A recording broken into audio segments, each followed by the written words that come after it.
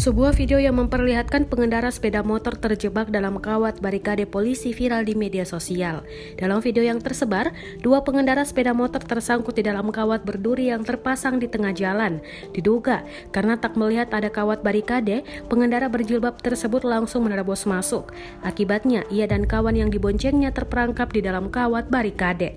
Mulanya, video tersebut diunggah oleh akun TikTok bernama Iva Mitju. Kemudian TikTok itu dibagikan ulang oleh akun Twitter tontonan rakyat. Dalam video itu juga dituliskan sebuah keterangan habis demo jalan ditutup, terus uktinya terobos lampu merah, nggak lihat ada kawat. Saat keduanya terjebak, petugas polisi pun spontan berusaha mengeluarkan kedua wanita tersebut.